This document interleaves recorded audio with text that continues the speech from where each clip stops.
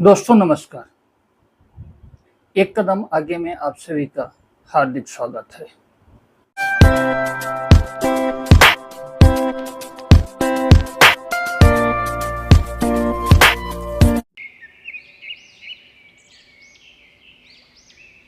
दोस्तों, रामचरितमानस, हनुमान चालीसा और भगवत गीता ऐसे ग्रंथ है जो स्वयं में संपूर्ण है। गीता हमारी संस्कृति है, हमारी पहचान है। गीता मोक्ष का मार्ग है, कर्म की पाठशाला है, भाग्य का विधान है। जब गीता स्वयं में संस्कार है तो जरा सोचिए, गीता का ज्ञान देने वाले भगवान श्री कृष्ण का व्यक्तित्व कैसा होगा। निःसंदेह हमारी परिकल्पना से भी कहीं ज्यादा, जिसमें प्रेम है, परीक्षा है, परमार्थ है। मर्यादा पुरुषोत्तम श्री राम में 12 कला विद्यमान थी, जबकि श्री कृष्ण में 16। यही 4 अतिरिक्त कला उन्हें कलयुग में सर्वाधिक प्रासंगिक बना देती है। इसलिए आज दुनिया के हर कोने में श्री कृष्ण की आराधना की जाती है। श्री कृष्ण के व्यक्तित्व पर कई सवाल खड़े किए गए, कभी उनकी रास लीला पर, तो कभी युद्ध छोड़कर भागने पर, कभी राधा के अस्तित्व पर, तो कभी उनकी छल कपट वाली नीति पर। आज इस वीडियो में सभी सवाल का जवाब मिलेगा। बने रहिएगा वीडियो के अंत तक। कृष्ण की रास लीला उनके निश्चल प्रेम का प्रतीक है। उनकी रास लीला आत्मा का परमात्मा से मिलन की एक प्रक्रिया थी, जिसमें स्वयं भगवान श्री कृष्ण निश्चल प्रेम करने वाली गोपियों की आत्मा के साथ समागम करते थे। गोपियों को बाल शखा श्री कृष्ण के सानिध्य में ईश्वर की अनुभूति होती थी। सिर्फ गोपियों को ही नहीं, वहां के पशु पक्षियों को भी श्री कृष्ण में पालन करता भगवान विष्णु का रूप दिखाई देता था। जो भी श्री कृष्ण वास्तविक स्वरूप से अनजान थे, वो थे लोभ मोह से ग्रसित थे लोग। श्री कृष्ण ने कभी भी स्वयं को नारायण के स्वरूप में प्रस्तुत नहीं किया। राधा का वर्णन प्राचीन ग्रंथों में नहीं मिलता, क्योंकि राधा भगवान श्री कृष्ण का ही स्त्री स्वरूप है। कृष्ण पुरुष है और राधा प्रकृति।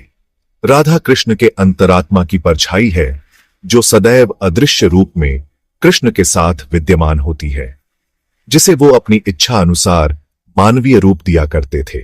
कृष्ण को रणछोड्डा कहा जाता है। युद्ध क्षेत्र से भागने का मतलब डर नहीं था, बल्कि एक रणनीति थी। जिसने बचपन में ही कंस और पूतना का वध किया हो, उसके सामर्थ्य पर सवाल नहीं उठता। मगध का राजा जारसंध, जो कंस का मामा था, उसने कालैवन के साथ मिलकर मथुरा पर आक्रमण किया। कालैवन को भगवान शिव का वरदान था कि कोई भी सूर्यवंशी उसका वध नहीं कर सकता। न तो उसे किसी हथियार से मारा जा सकता था और न कोई अपने बल से परास्त कर सकता था। ऐसे में श्री कृष्ण के पास 2 ही विकल्प था, युद्ध से भागना या फिर शिवजी के वरदान को खंडित करना।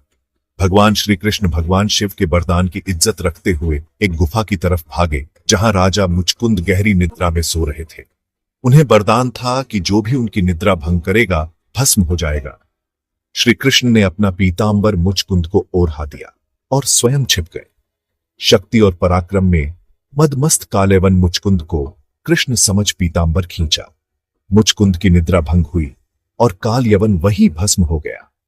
इस तरह काल यवन की मृत्यु भी हुई और भगवान शिव के वरदान की रक्षा भी। ऐसा कहा जाता है कि जब श्री कृष्ण महाभारत का युद्ध रुकवा सकते थे, तो फिर रोका क्यों नहीं।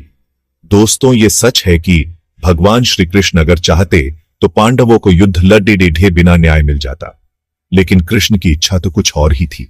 वो तत्कालीन सभी क्षेत्रीय राजाओं और महाराजाओं को एक पटल पर लाकर द्वापर युग की समाप्ति करना चाहते थे। कलयुग, नया युग, नई रीति की शुरुआत करना चाहते थे। पांडवों का प्रस्ताव लेकर वो दुर्योधन के पास गए जरूर थे, लेकिन उन्होंने किसी भी तरह से अपनी चेष्टा सामने नहीं रखी थी। सच तो ये था कि वो युद्ध की परंपरा का निर्वाह करने गए थे। दानवीर कर्ण से मां कुंती का कवच मांगना हो या फिर युधिष्ठिर द्वारा द्विअर्थी वाक्य अश्वत्थामा मरो नरो व कुंजरों बोलना श्री कृष्ण की ही चाल थी, जो महाभारत के युद्ध में निर्णायक बिंदु साबित हुआ। श्री कृष्ण एक महान रणनीतिकार थे। प्रेम उनकी साधना थी और न्याय उनका लक्ष्य। न्याय हासिल करने के लिए उन्होंने छल कपट का भी सहारा लिया, जो कलयुग का एक संकेत था। दोस्तों, आज की इस वीडियो में बस इतना ही।